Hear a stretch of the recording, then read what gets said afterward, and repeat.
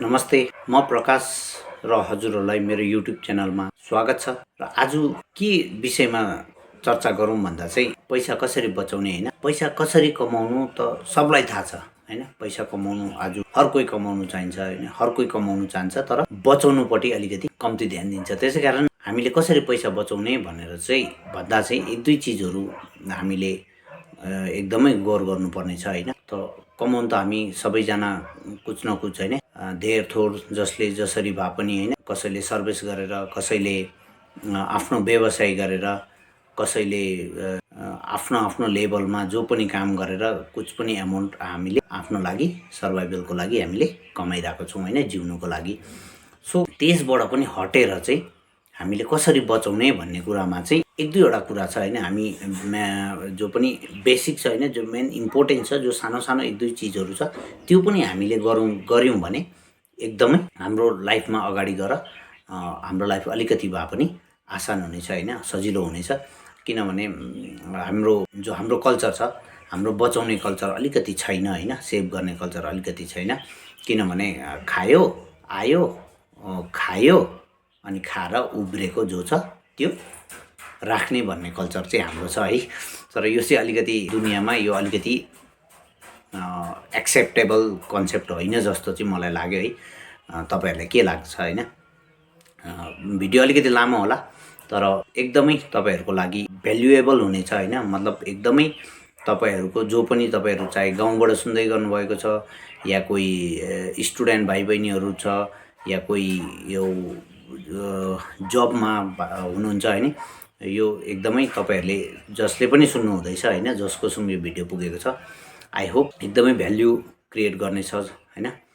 तपाईहरुले बुझ्नु भयो, सम्झिनु भयो भने हैन। त्यसैकारण यसको लागि म भिडियो अलिकति लामो हुनेछ, र पनि तपाईहरुलाई म कम्तीमा यसलाई क्लोज गर्न चाहन्छु।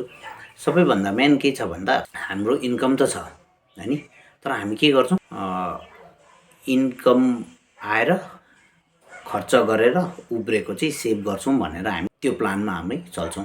तर एक्चुअल त्यो हैन।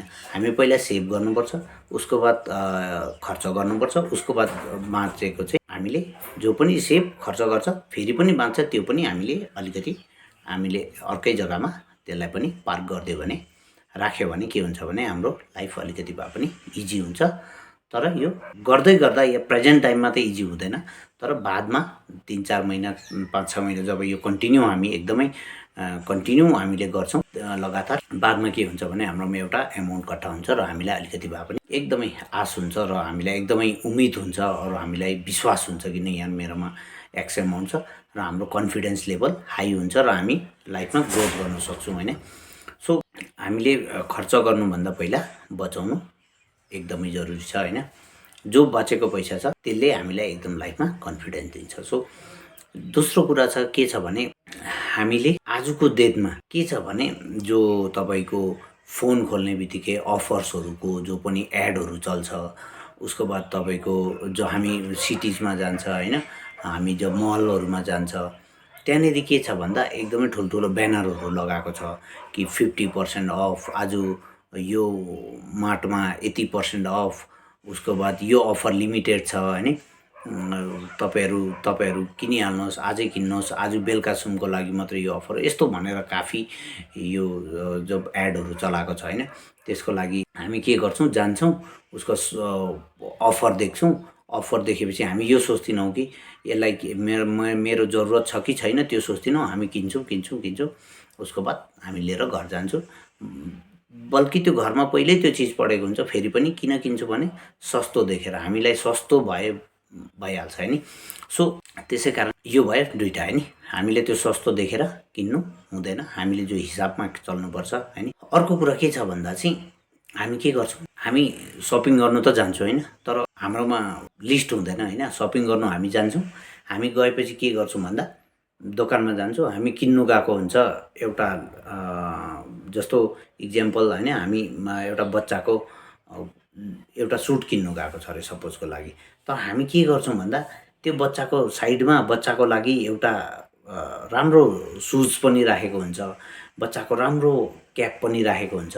हामी के गर्छौं भन्दा गएको त सुटको लागि हुन्छ, तर त्यो क्याप पनि उठाउँछु, त्यो क्याप पनि उठाउँछु, त्यो क्याप पनि उठाउँछु। यसरी हामी 2-3 एक्स्ट्रा चिज किन्छौँ जो हामीलाई जरुरत थिएन हैन। सो हामी अरू ग्रोसरीमा पनि त्यसै गर्छ हैन। जो पनि हामी किन्नु गएको हुन्छ त्यो भन्दा धेरै किनेर ल्याउँछ। यो किन हुन्छ भन्दा चाहिँ यो हामीले लिस्ट बनाउँदैन बेलुका हैन। भोलि सपिङ गर्नु जानु छ, हामीले लिस्ट बनाउँदैन। अन्त के गर्छ हामीले एकदमै जो जरुरत छ त्यो भन्दा बेसी नै चिज किनेर आउँछ। यो पनि एउटा के हो, एउटा यो खर्च गर्नेको यो गलत तरिका हो। त्यसैकारण हामीले के गर्नु छ, लिस्ट बेस सपिङ गर्नु एकदमै जरुरी छ हैन। र अर्को कुरा के छ भन्दा चाहिँ हाम्रो इच्छा कुन चाहिँ हो र वाक्कै जरुरत के छ हाम्रो हैन। हाम्रो वान्ट्स के छ, हाम्रो निड्स के छ, यो जान्नु एकदमै जरुरी छ हैन।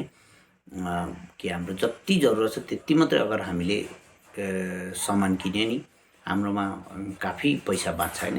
तर हामी यस्तो गर्दैन। जस्तो हामी बजार जान्छ, हामीलाई जुत्ता चाहिएको हुन्छ या चाहिएको केही चाहिएको हुँदैन, हामी यस्तै कहीँ गइरहेको हुन्छ, हामीले कुछ देख्छ झट्टै, त्यो हामीलाई मन पर्छ, उसको बाद हामी किन्छौँ, बल्कि त्यसको जरुरत हुँदैन। यसको यो नकिन्नुको लागि चाहिँ एउटा के फर्मुला छ भन्दा चाहिँ तपाईँ झट्टै चिज देख्नुभयो, तपाईँलाई मन पर्यो, ओके।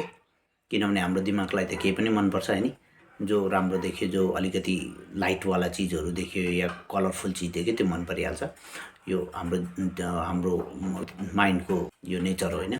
र त्यो जो मनपर्छ उसको ओके मन पर्यो, हल्ट, लामो सास लिनुहोस्, उसको पछि 5 सेकेन्ड 10 सेकेन्ड सोच्नुहोस्, वाक्कै यो चिज मलाई जरुरत छ, मेरो घरमा छ, इफ छ छोडिदिनुहोस्, छैन वाक्कै जरुरत छ, मेरो भोलि पार्टीमा लाउने सुज छैन, भोलि मेरो अफिस जाँदा लाउने सुज छैन, त्यहाँदेखि फेरि तपाईँ त्यो किन्नुहोस्।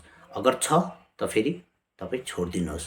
यो पनि गरिसक्नुहुन्छ, नभए तपाईँ त्यो चिजलाई छोडिसक्नुहुन्छ, ओके अहिले छोडिदिनुहोस्, घर आउनुहोस्, 1-2 दिन बस्नुहोस्, 1-2 दिन बाद पनि फेरि तपाईँको दिमागमा त्यो चिज आयो, यार वाक्कै त्यो चिज मलाई जरुरत थियो, त्यो चिज भएको भए मेरो यो काम गर्थ्यो, पक्का यो तपाईँलाई महसुस हुँदैछ कि यो चिजको वाक्कै मेरोमा जरुरत छ, देन तपाईँ फेरि नेक्स्ट डे गएर त्यो ल्याइसक्नुहुन्छ। त्यसलाई 5 सेकेन्ड बाद बिर्सिनु भयो या 1-2 दिन बाद बिर्सिनु भयो भने त्यो तपाईँको जरुरत होइन। धन्यवाद हैन। तपाईहरुले मेरो भिडियो यहाँसम्म हेरिदिनु भयो। तपाईहरुलाई कस्तो लाग्यो कमेन्ट गरिदिनुहोस् हैन। Okay, thank you.